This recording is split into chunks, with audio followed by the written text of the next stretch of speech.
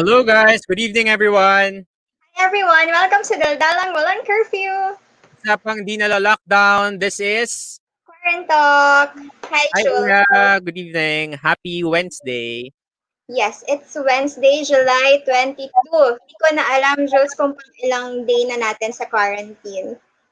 Oo, sobrang tagal na rin kasi natin naka-quarantine. And of course, Sure, it's yes, yeah. yung 3 months, more than 3 months na to. More than 3 month rule na tayo yeah. Pero syempre, talagang na ano na natin parang nakasabay naging part na ng routine natin lahat ng mga protocols, of course, yung paglilinis ng kamay, 20 seconds yan, always wear your mask, lalo na sa mga LGUs, 'di ba? Talagang pinapaalalahanan lahat na magsuot ng mask and of course yung social distancing kasi patuloy pa rin yung pagtaas ng numbers. And speaking of panahon na para pag-usapan natin ang mga nagbabagang balita ngayong araw. Dito lamang yan sa ating latest news.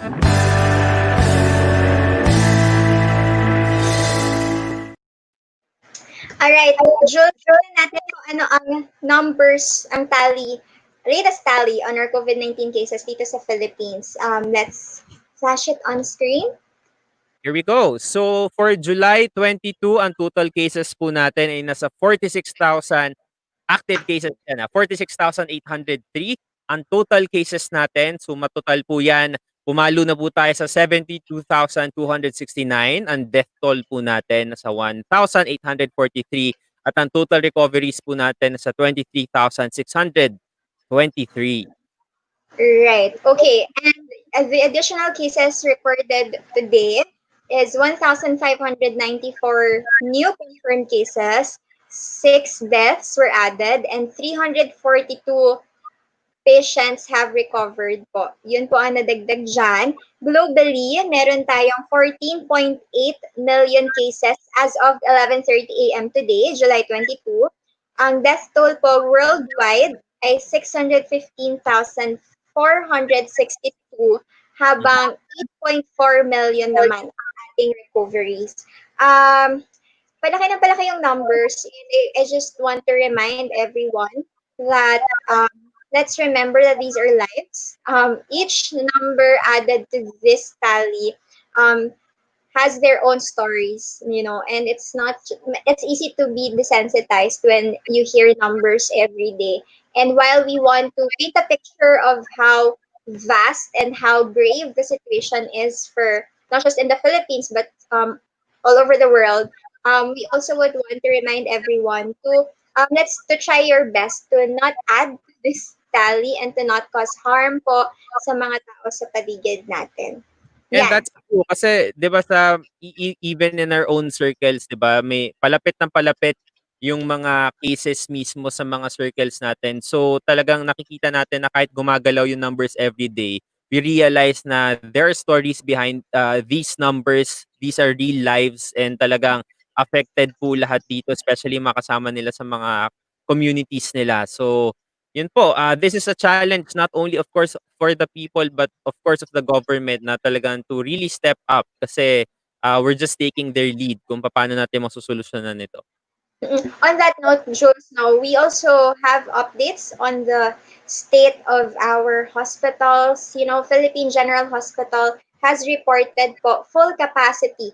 Umaapaw na raw ang ward para sa coronavirus patients, overflowing with 215 patients. That's according to this article published on news.abscbn.com website po. Mostly daw ng mga patients na ito ay above 40 years old. So yung mga kasama nila sa bahay na mas bata, lalabas, pagbalik, di nila alam na infect na nila or nahawaan na nila ang elderly nila sa kanilang mga tahanan. So we really don't know who's who are the carriers of this disease. So let's be careful po. Meron lang, kahit sabihin natin na nalakas ng suspension natin, yung mga medical facilities po natin ang susuko sa dami ng kasong padagdag ng padagdag. Mm-hmm. And of course, on the other news naman still on COVID, medyo good news muna tayo, Eya, kasi syempre, meron din namang development sa paghanap natin ng solusyon o cure dito sa virus na ito. So at least 'di ba tuloy-tuloy yung mga pag-aaral. Ito naman, virgin coconut oil. Sabi researchers say virgin coconut oil is very promising. Yan, may potential daw in COVID prevention. Ayon to kay Professor Fabian Dairit ng Ateneo de Manila University. He said that it's because of its antiviral properties. And Dr. Jose Mondihar also tested the VCO or itong virgin coconut oil to 69 residents of Cebu City. And two other studies on VCO or the virgin coconut oil are also being conducted at the moment. Yeah. Mm-mm. Ayan, so let's see. There are promising results, pero dahil ito sample, kailangan pang palawigan yung pag-aaral dito. Also, the Philippines is set to start its clinical trials on labundi as supplements for COVID-19 patients. This is just to manage the symptoms of the patients those with COVID-19. That's according to the Department of Science and Technology, because this might address the symptoms such as coughing, fever, and sore throat. So after undergoing clinical trials, we would know if it would be certified by FDA as safe as supplements really for the COVID-19 patients. Yeah. Right. And still on the COVID, pero hindi naman to cure naman actually sa COVID. Medyo alarming naman na news. Tingnan natin ang latest naman mula sa IBP. So, the Integrated Bar of the Philippines, can you see it guys? Right, Yep. okay. The Integrated Bar of the Philippines or IBP calls for a thorough investigation on the sudden deaths of high-profile inmates due to supposedly to COVID-19. So these include um, JB Sebastian, the one of the Chinese and the Chinese drug lords, and Bucor Chief Gerald Bantag said they are open to independent investigation after citing data privacy law as reason for not disclosing identities of casualties. Pero yan nga po, naging mainit na balita yan, Eya, kasi parang nagtataka yung mga kababayan natin, well, specifically yung mga netizens, kung bakit biglang nagsimatayan itong mga high profile na mga inmates na 'to. Ang mahirap din diyan, Jules, some of their reports na April or May pa, as in they died around April or May, Mhm. but these were just confirmed to the public just a couple of days ago, diba? Over the past few days when this has started to go around also on social media about the reported deaths of several inmates. And again, let's draw slack the remark of Bucor Chief Bantag as with regard to the quote unquote data privacy law as reason for not disclosing the identities. This is a matter of public concern, some say, because these involve the high profile inmates also. And sa pamilya man lang daw ay makarating sana kung sino-sino itong mga casualties na ito. That's right. And yeah, yan po yung mga ilan sa mga latest na mga updates pagdating sa COVID-19. And of course, Eya, isa sa mga segments natin dito, pinag-uusapan din natin kung ano ang mga trending. Dito lamang yan sa QuaranTRENDS.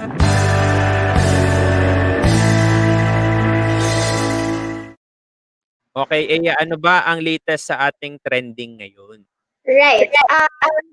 We got this news and actually nag-surface at lumaki rin siya sa social media that the 11th petition versus the anti-terror law has been filed by retired Supreme Court Justice Antonio Carpio, retired Ombudsman Conchita Carpio Morales, and some law experts from the UP College of Law. So that's the 11th petition versus the anti-terror law.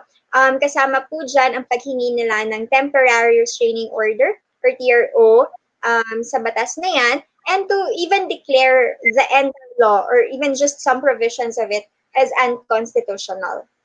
Ito nga po na nakikita natin ngayon, share natin sa screen natin ang article na inilabas ng Rappler. This is an 86-page petition requesting the Supreme Court to conduct oral arguments and immediately issue a temporary restraining order to stop the implementation of the law. Basically, ito yung pinakagusto nila, to declare null and void the entire anti-terror law. So sinabi ni Carpio Morales na in its fight against terrorism, the government must not be the source of terror and impunity itself. We must never let reason continue to escape us. Ikaw, Eya, anong view mo dito?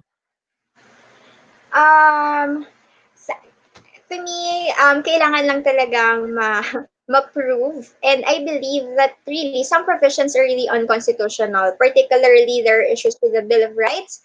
Sa dami ng mga petitions na to, at alam ko meron ng paparating na 12 petition kung hindi pa man siya na-file today,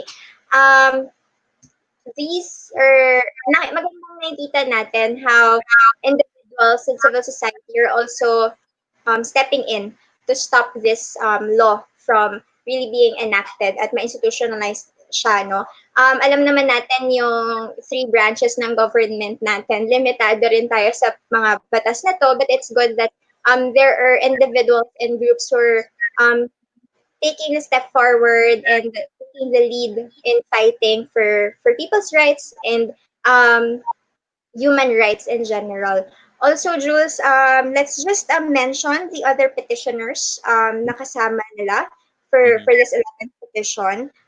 This is according to the list from, although we have a copy, no, of the filed petition, but this is the list published on the Manila Bulletin.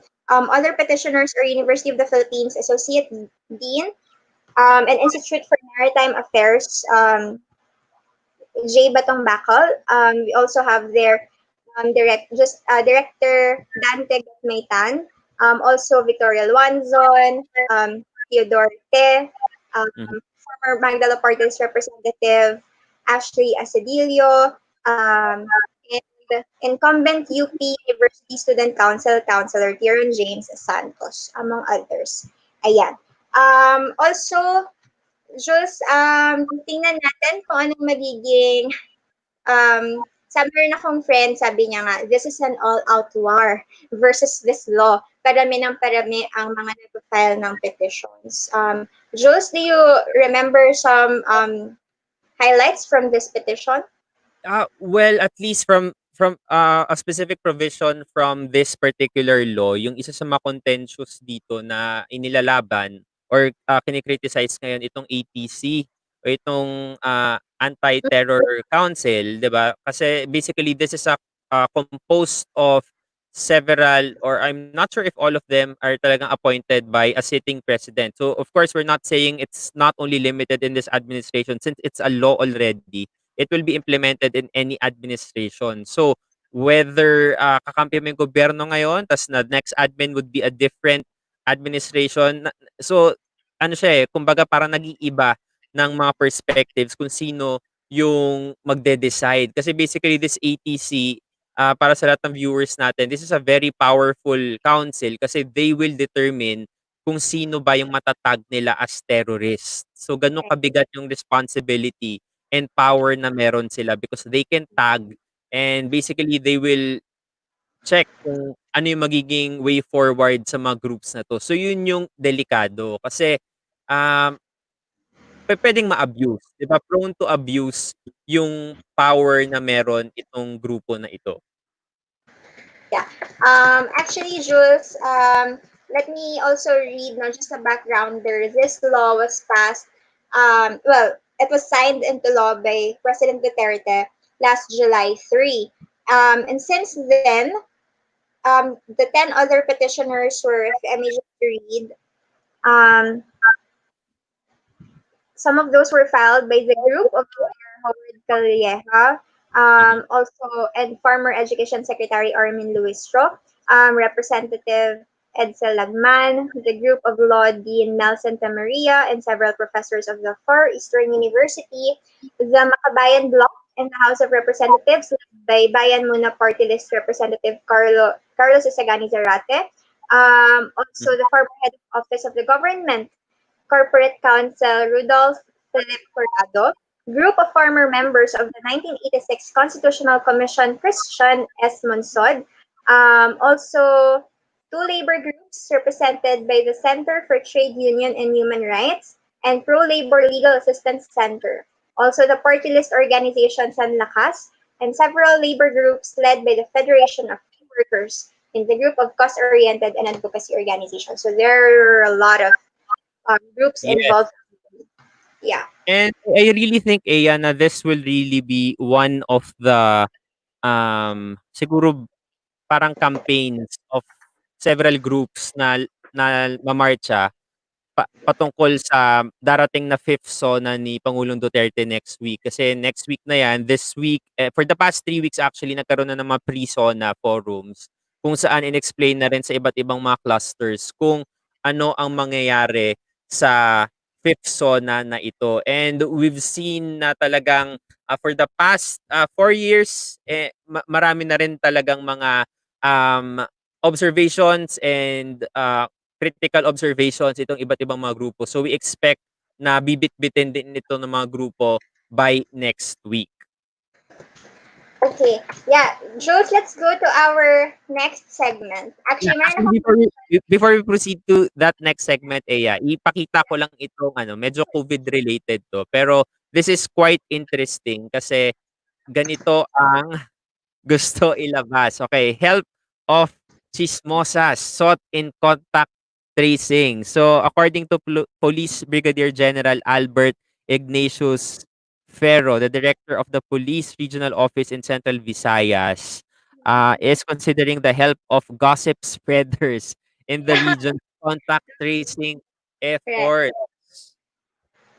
Okay, ayan. So, Fun mga yung chismosa daw. Ikaw, ano tingin mo dyan? fun yung caption. Fun din yung nakasulat sa graphics. Very attention grabbing. That's true.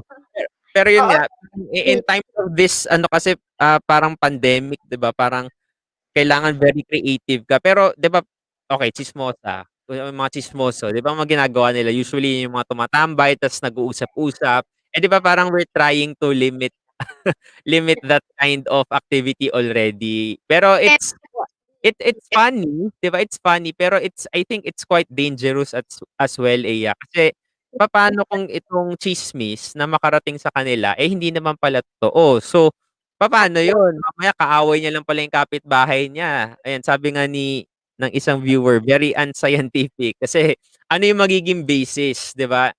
Kasi kapag contact tracing, dapat, may process na sinusunod, hindi lang yung hearsay na, "Oh, ito si kapitbahay natin may COVID daw 'yan, so kailangan daw siyang, kunin na." Kasi 'di ba hindi discouraged na ngayon, yung mga, home quarantine kasi delikado nga raw siya for those living in their homes. Actually, nakuha ko yung sa sinabi mo na, like, usually yung mga chismosa, quote-unquote, ay nasa labas, physical distancing. Gusto ko lang sabihin na, pero marami pa rin chismosa online. Marami pa rin papakalat na, say, unverified news. And same thoughts no, that you have that it's dangerous, it's risky to I think we can count this maybe as like a tip na okay, may parang intel on certain people. But at the same time, nakakatakot, nakakapangamba pa rin. Mamaya maituro ko lang basta. And right now, we don't know also what's gonna happen. And it causes panic and it causes concern for several people. I know, Jules, we know friends, we have people who are actually experiencing these things and COVID-19 in general. So, yeah. Right, yun nga, kasi para siyang modern day Makapili. Naalala mo yung Makapili, Oo, Yung yes, yes. Japanese period na magtuturo-turo lang. So ayun nga, sana hindi ko alam kung paano siya gagawing mas scientific. I mean, okay yung community engagement, 'di ba? Okay yan kasi parang community participation yan. Pero let's make it more scientific kasi delikado nga siya. Mm-mm. Okay, ayan. Yan yung ilan sa mga nag-trend today. Actually, in a few, we're waiting for our main guest for tonight. She is a spokesperson of MMDA, and we'll be talking about the plans of MMDA pagdating sa traffic kasi syempre, marami na rin ang mga kababayan natin ang kailangan pumunta sa kani-kanilang mga trabaho. So, in a few po, papasok na po siya. Pero ikaw, Eya, anong mga ano mo, takeaways mo sa mga pinag-usapan natin ngayon? Right. Medyo maraming nangyayari actually, Jules. But let me just take this time to share another news which we also heard about today. Um, Maybe our viewers might find it of interest to them. ABS-CBN po has announced the permanent closure of Yeah. Gedzania Manila. Mm. After 5 years of operation. The theme park will cease operations given the uncertainty po caused by COVID-19 pandemic as published on the website. Um, that's effective August 31 this year, Mhm. according to the statement released by ABS-CBN. It is a subsidiary po of ABS-CBN ang Kidzania. Actually, Play Innovations Inc. ang may hawak sa Kidzania. Yun, Okay. with the COVID-19 pandemic and ensuing community quarantine, it says they have complied and suspended operations to prevent the further spread of the virus. And ayun, those are more employees na mawalan naman ng trabaho because of the closure of the theme park. Ayan. So, I assume, Eya, parang part of the austerity measures na rin yan ng company kasi I've read in an article, let's share it na lang soon, na about 90% yung maapektuhan dito sa retrenchment process na gagawin ng company para nga mag-survive pa rin yung network. Dahil nga malaki yung mawawala sa kanila. Imagine, 'di ba, parang wala ng DZMM, Eya, 'di ba? DZMM, MOR, and other channels. Yeah. Yeah, just to add, the theme park has been closed since March 11 in compliance with the quarantine protocols. Just a backgrounder from just a backgrounder, it was launched in 2015, and children would go there and they would role play their dream jobs, for example. Yeah. Masaya, hindi ko nga sure kung ang kaibigan nating si Arthur ay nakapag-family day. Alam ko gusto niyang bumisita sa sana natuloy. Usually Oh, kasi yung mga field trips dun ginagawa, 'di ba? Ayan. mm-mm. Yan. So, medyo sad day din 'yan. Pero yun nga, even for our students, kasi 'di ba, so far ang pronouncement ng PALAS ay ang face-to-face classes would only happen at least at the moment, as of press time, January 2021. So, pero classes will push through, anong tawag dito? Blended learning ang gagawin. Right. Okay. So, right now, panahon na para pag-usapan natin ang pinakatampok na topic natin tonight. Dito lamang yan sa Quarantine.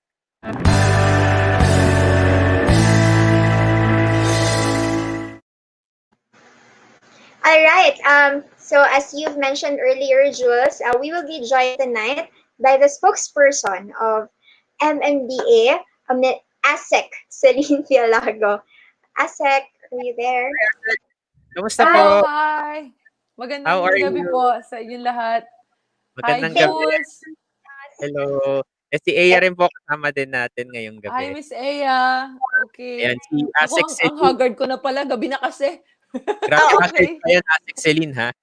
Partida. Okay, go. Okay, so si Asek Celine, talagang very active yan. Talagang on the ground. We can see her almost everywhere para Mm. makita natin na MMDA talagang umaaksyon sa lahat ng mga mandate nila. Okay, so ngayon, Asek Celine, ang pinakaunang question natin, ano nga ba ang role ng MMDA sa pag-address dito sa COVID-19 pandemic so far?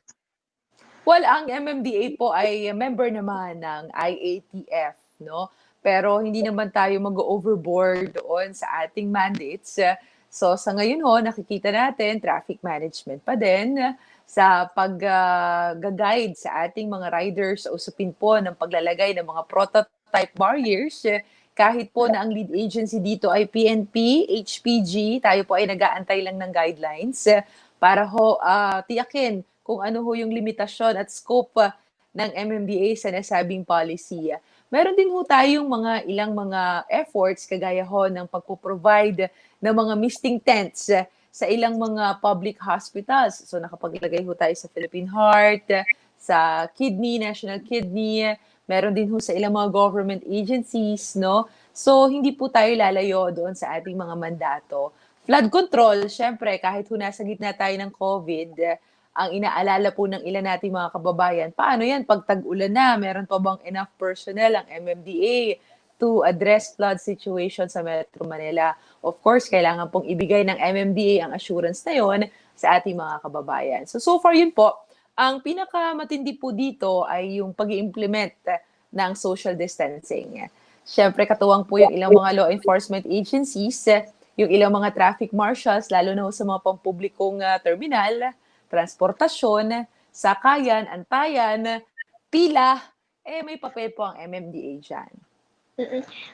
Speaking of that po, isa sa mga naging malaking issue nitong mga nakaraang linggo, lalo na nung nagsimula ang GCQ or General Community Quarantine sa Metro Manila, ay yung challenge ng mga commuters sa paghahanap nila ng masasakyan. Tapos naging issue yung social distancing dahil basta makasakay na lang or makalarga na lang sila.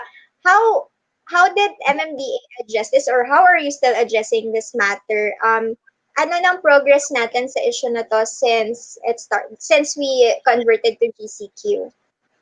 Number one, Ma'am Ea, yung education and information. Kailangan po maintindihan muna ng ating mga kababayan na nasa gitna po tayo ng pandemya. No? Hindi po to trip-trip lang ng mga transport agencies na limitahan yung bilang ng mga buses na bumabiyahe, na limitahan yung kapasidad ng ilang mga pampublikong sasakyan. From 70 packs, naging 25 packs. Hindi po trip ito, no? Nasa gitna tayo ng pandemya at napaka-importante po na ma-remind yung ating mga kababayan kung nasa ang sitwasyon ba tayo, bakit nagkakaganito, bakit ang haba ng pila, bakit limitado yung biyahe, bakit may curfew, ba't may oras. Kasi tandaan ho natin hanggat nandito ang COVID sa bansa, hanggat tayo ay nasa ilalim ng community quarantine, may virus. Pag may virus, meron tayong kailangang balansehin ang pagbubukas ng ekonomiya at ang pagsiguro po ng kalusugan at kaligtasan ng lahat. So ang first challenge, information and education. Right. Pero hindi po tayo pwedeng manahimik lang sa ating tahanan dahil alam naman ho natin ang sigaw ng ating mga kababayan, ang kalam ng sikmura, kailangan ho nating magtrabaho. Yan ho kasi yung realidad dyan. So unti-unti ho binubuksan ang ilang mga establishmento para ho makapag-operate at makapagbigay po ng trabaho sa ating mga kababayan. So yun po.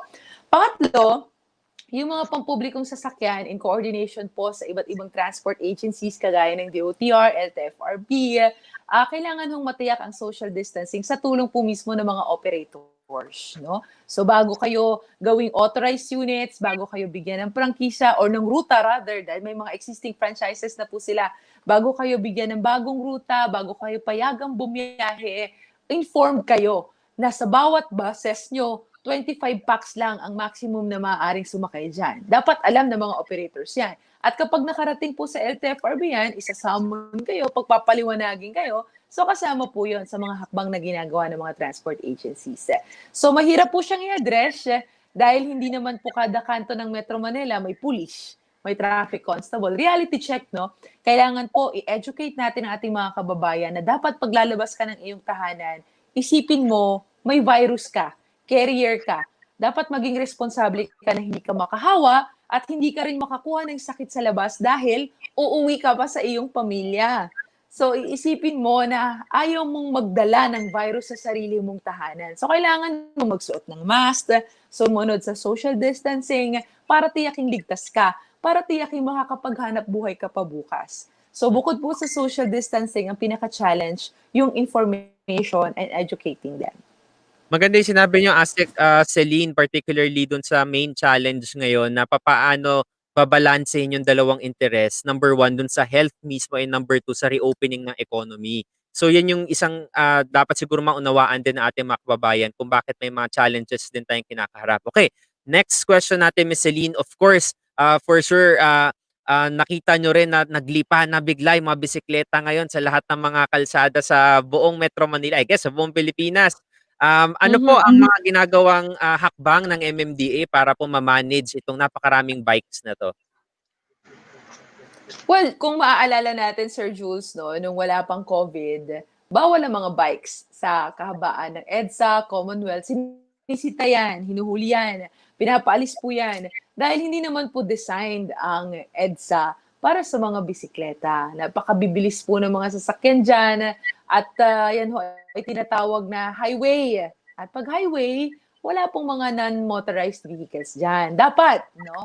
Nung pumasok po ang COVID sa bansa, naging abnormal po yung sitwasyon natin lahat. Nalimitahan yung public transport, pero kailangan ng ilan nating kababayang magtrabaho. Hindi naman maaaring pinayagan ka ng magtrabaho, wala kang masakyan, paano ka papasok? Alam naman natin hindi nila mapapaliwanag sa mga anak nila na pag humingi ng pagkain, pwede mo bang sabihin na, o anak, after 3 months ka pa kakain? Of course, naiintindihan ng gobyerno yan. So, nagkaroon ng bike to work. So, pinayagan ho ng MMDA ang pagbibisikleta sa mga major thoroughfares. At pinayagan din po ng IATF na i-consider ang bicycle bilang isa ng panibagong mode of transportation dahil nga po tayo ay nasa gitna ng pandemya. Ang hirap kontrolin, Sir Jules, no, kung yan ang tanong mo. Kaya isa ho sa naging hakbang ng DOTR, ng MMDA, DPWH, ay ang mag-provide ng designated bike lane sa EDSA. So, ang naging sistema, yung lapad po ng mga pribadong sasakyan, yung mga lanes nila, ang lapad po niyan dati ay nasa 3.5 maximum, 3.5 meters. Binaba po yan, binaba po hanggang 2.8. Bawat lane may sumobra. Sa ibang bahagi ng EDSA, pinakamababa 1.2. Pinakamataas naman po 2.5. Yun po yung naging designated bike lane. Nilagyan po yan ng white markings. Hanggang ngayon, Sir Jules and Miss Ea, inaantay lang ho natin yung ating pangharang dyan. Kung tawagin ho natin yan, it's either concrete barriers po ang ilalagay or steel separators para po tawagin itong protected and designated bike lane at the same time. Right. Speaking of these new designated lanes for bikes, ano pong status ng usapan tungkol sa pagiging permanent ng bike lanes na ito, whether may COVID tayo or wala? Ako ma'am, medyo choppy ka, no? Tama po ba ang intindi ko? Yung ano ang plano para magkaroon ng permanent bike lane? Yes. What's the status of the bike lanes, yung permanent plan for it? Yeah. Okay, talagang wala akong naintindihan. Gusto ko sana enter na lang ako ulit. Pero enter na lang po ako ulit, ma'am, ha? Sige po. I think this is a connection problem. Okay. Teka lang, nawala. Nawala po? Ayan, sige. Nagkaroon ng connection problem pero so far ang nakuha natin sa interview kay Asec, Celine Pialago, siya ang spokesperson ng MMDA, na merong mga ginagawang hakbang ang MMDA para maprotektahan yung welfare ng mga siklista natin. Kasi yun nga, originally, ang EDSA and Commonwealth pala, yung mga big thoroughfares natin dito sa Metro Manila, ay hindi siya designed for bikes. So, pre-pandemic, bawal ang mga bisikleta dyan. Pero right now, kasi nga abnormal situation tayo, pinayagan na sila na lumarga dyan. Pero syempre ngayon, kailangan sila protektahan. Kasi paano mo poprotektahan yung mga siklista natin kung kasabay nila yung mga malalakas, na mga mabibilis na mga motors natin. Okay, ayan, balik na po si Asec Celine. Asec Celine. Balik natin. Asec, can you hear me na po? Yeah, okay. Asec, ulitin ko lang po ulit. Ano po yung status natin with regard to these bike lanes being permanent along EDSA even when COVID-19 is gone? Well, ang original na plano po para sa pagkakaroon ng permanent bike lane, yung sumobra, yung sinabi ko po ma'am na sumobra dun sa ating tinatawag na road diet, ang original plan po dyan, gawing elevated yan. So katabi siya ng sidewalk, dapat elevated. May mga railings, may bike racks, may mga signages. Yan ho ang original na plano po para sa major thoroughfare natin na EDSA para ho sa ating mga siklista. Yan po talaga. Kasi sir, ma'am, kung titingnan ho natin, kung steel separators lang ho yan, napaka-risky ho talaga niyan para sa mga cyclist. But then again, due to time and budget constraint, hindi mo naman din pwedeng titigan lang yung mga siklistang nagkalat sa kahabaan ng EDSA. We have to do something.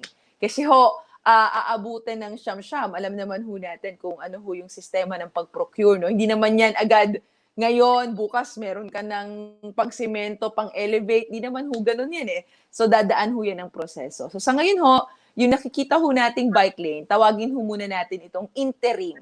Pag sinabi pong interim, open for development, open for changes, magbabago po yan. Pero ang long-term plan, ma'am, elevated, may railings, merong mga lights, may street lights, para ho magamit talaga ng ating mga kababayan anong oras man sa bawat anong araw. Meron din ho mga bike racks.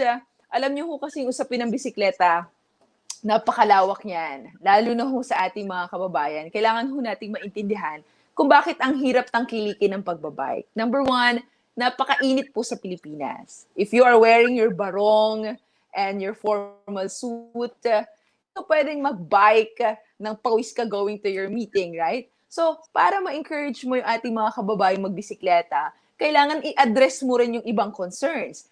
Dapat sana may mga areas na pwede silang magkaroon ng locker, shower areas. Kailangan may ganon eh. Para ma-encourage mo yung mga kababayan natin na mag-shift from using their cars to bikes. So it will really take time. Sa ngayon, honestly speaking, yung iba hong hindi marunong mag-bike, natutong mag-bike sa gitna ng pandemya. Because we got no choice. Ikaw din ba? We got no choice.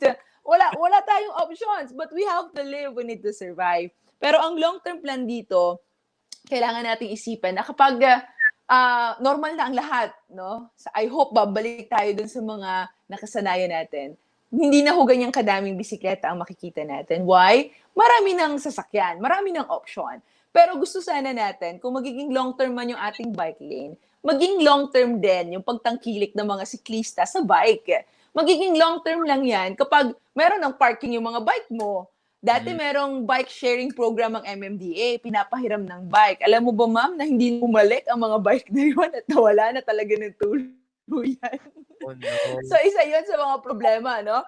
Pero kung ikaw, nagbabike ka, alam mong yung bike racks, iniwan mo yung bike mo doon, secured, di ba?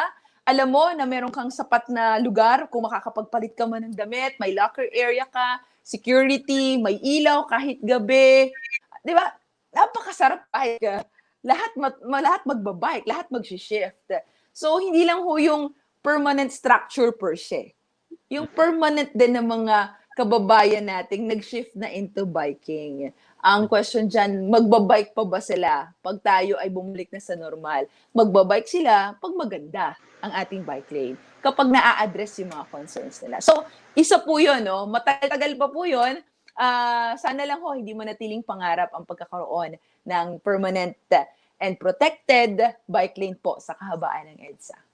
Pero it's parang maganda na marinig yan from MMDA mismo na may ganong klaseng mindset to have a long-term plan for this bike yung biking parang culture natin dito lalo na sa mga urban areas. And yeah, I understood now Asec Celine na talagang it's a complicated system pala siya na to address the whole issue, kailangan marami kang infrastructure and system na kailangan gawin. So magandang nanggaling yun mismo from MMDA. And I've also seen several photos as Celine na may mga ibang cyclist na mga enthusiast na nakipag-usap din sa inyo. So it's good na merong consultation. Ano po yung mga pinarating nila sa inyo?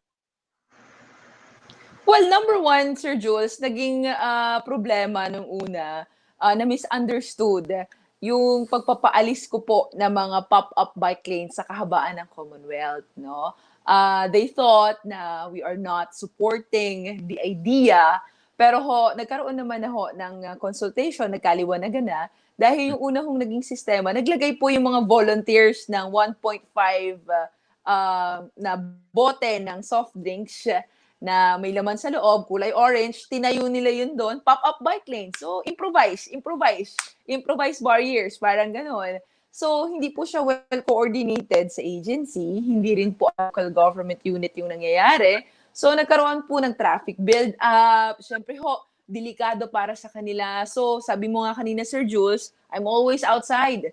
So, when I saw it, it's obstruction. So, kailangan kong ipaalis lahat ng mga pop-up bike lane na to o yung mga 1.5 soft drinks na improvise lang. No? So, pinaalis ko po yon at sinabihan ko po sila na hindi na yan maaaring maulit dahil obstruction po yan.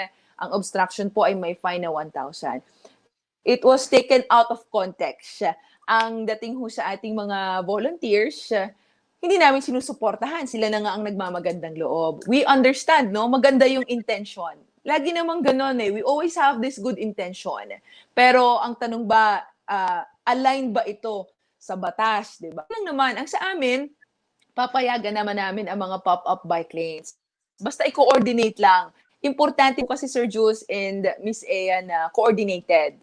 Number one, kapag coordinated po ang ating mga pop-up bike lanes, makakapaglagay po tayo ng ambulansya, makakapaglagay po tayo ng mga pulis, ng mga traffic enforcers, makakapag-inform po tayo sa motorista na by 6 a.m. to 8 a.m., may pop-up bike lane in this particular area. So, iiwasan nila yon. Paano na lang, Sir Jules, kung may loko-lokong motorista dyan, hagipin lahat ng mga 1.5 na soft drinks bottle. Kung yung mga concrete barriers nga natin sa EDSA, kung saan na lang, ganun-ganon na lang. What more of this, no? So, yun lang naman. This is more of safety. So, after nung consultation, okay naman na. Pinayagan natin sila. Basta give us a schedule ahead of time. Right. Mm-mm. And Asec also, recently, meron na namang reports. This time, MMDA workers mismo ang nag-contract ng COVID-19. I think early July, may 4 na COVID-19 positive MMDA workers. What are the steps or the measures that we provide, especially for like you who's always on the ground and out and about? Because marami din talagang MMDA workers from the street sweepers even, they're always at risk in these times. What are the measures that are in place for them? Alright, yan, nag-uumpisa na naman ho tayo maging choppy pero nagigets ko yung COVID cases ng MMDA and our measures. Anyhow, so meron hong nakapagtala ho ang MMDA ng 62 COVID cases mula ho ng March hanggang ngayon hong buwan ng July. Mataas naman po ang recovery rate natin, 80%. Sa ngayon po meron tayong existing na 20 active cases. Isa ho ang walang casualty. So, sa ngayon po, yun po yung mga latest figures. Ang ginagawa pong efforts ng MMDA sa pamumuno po ng aming chairman, Danny Lim, meron kaming sariling isolation facility. So, nagsagawa po ng rapid test sa lahat po ng empleyado ng MMDA. Nakaschedule po yan. Ang maximum na empleyado kung nara-rapid test namin sa isang araw ay 100, no? So, kapag nag-positive ka sa rapid test, ilalagay ka sa isolation facility. At kapag nilagay ka sa isolation facility, schedule ka for swab testing. Kapag nag-positive ka sa swab testing, so i-coordinate na yon sa tamang facility para sa mga nag-positive sa swab.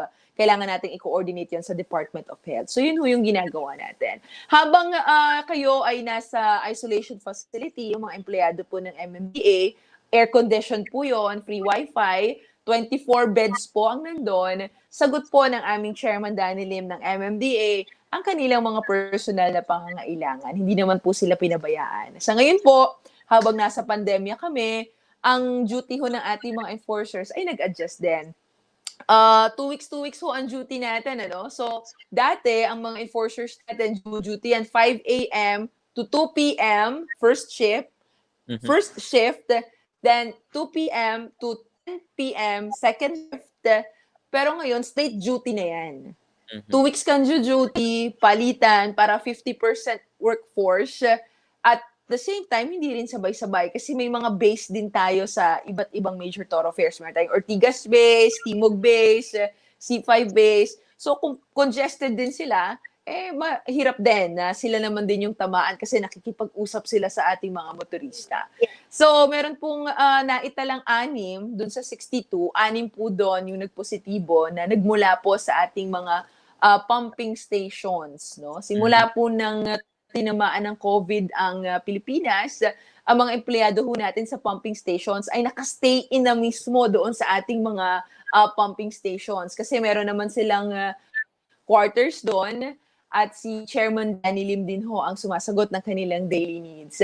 Unfortunately, kahit nandun, no, hindi maiwasan siguro may lumalabas, may bumibili, no, naka-encounter at nakakuha pa rin po ng virus sa labas. So anyhow, wala akong dapat ipag-alala dahil yung mga traffic constable naman natin, wala pong positive doon. More on yung mga nagtatrabaho po sa office.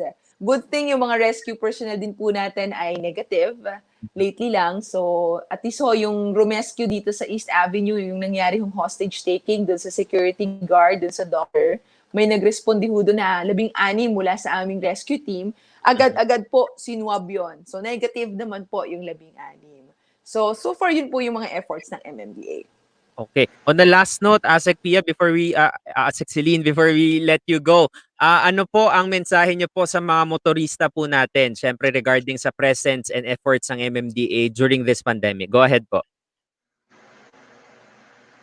Well, siguro ho, yung pinaka-importante kong message sa kanila ay yung kahabaan po ng EDSA. Nagbago na ho ang ating bus lane dyan. Yung dati hong nasa kanan, nasa kaliwa na, parang awa nyo na ho. Huwag po kayong magmaneho ng nakainom. Nakapagtala po tayo ng nasa mahigit 51 concrete barrier-related accidents po sa kahabaan ng EDSA. At hindi po biro yun. Dahil yung kalahati po doon overspeeding nang nakainom pa. So, konting ingat ho. Ang mga concrete barriers po natin, reflectorized yan.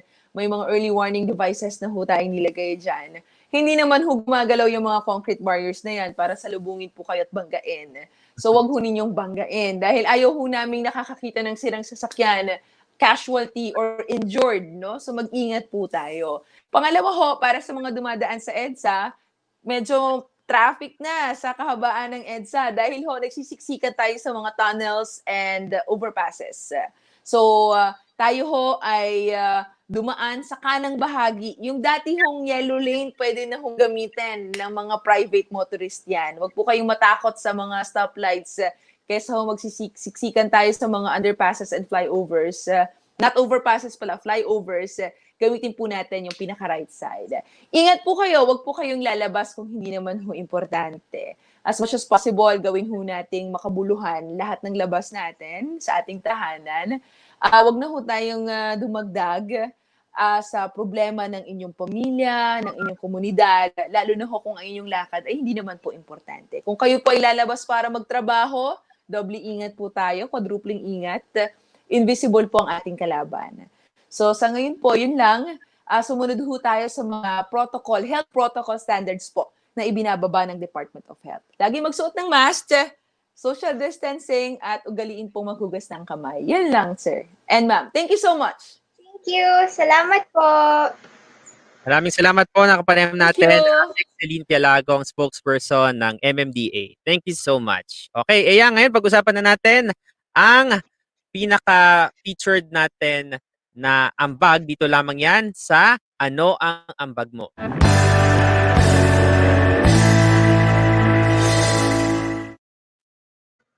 Right. Okay. For tonight's featured ambag or Anong Ambag Mo, Make Sense Philippines are looking for volunteers, 300 volunteers para sa kanilang reaction program. Ito po ay ang mga volunteers na kahit from the comforts of your own home, pwede po kayong makatulong sa pagresponde sa mga nangangailangan during this time of pandemic. So you just go to the Facebook page of Make Sense, or you can go to that link. It's tinyurl.com/joinreaction2020. And all you need to do is maybe commit 1 hour of your day or for just a week.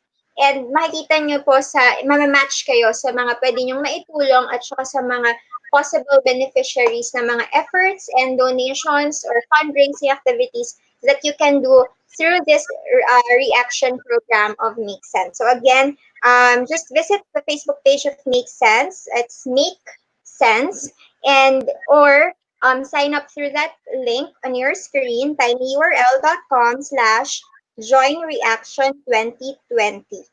There you go. Yes, Alright. Jules? Okay, so diyan po nagtatapos ang ating programang QuaranTalk Show ngayong gabi. Okay, Eya? Right, kita-kita ulit tayo guys dito sa Daldalang Walang Curfew. Usapang hindi nala-lockdown. Ito po ang QuaranTalk. We go live yung QuaranTalk Show po Mondays, Wednesdays, and Fridays at 9 p.m. Tomorrow po, Throwback Kasaysayan with Prof. Gio Guiang 9 p.m. And the main agenda every Tuesdays at 9 p.m. Yes, because I was trying to remember that. Cashes tomorrow, pero ang kasama niyo po ay si Prof. Gio Guiang. Hindi po si Jules yon. Pag nakita niyo at na-confuse kayo, si Prof. Gio Guiang po yon. Also, like us on Facebook. Follow us facebook.com/QuaranTalk Media. Click and subscribe. Subscribe to our YouTube channel, QuaranTalk Media.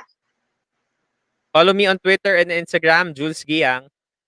Yes, and I'm on Twitter at @A_Antonio and on Instagram at @A_Antonio. Thank you guys. See you. Night, see you today.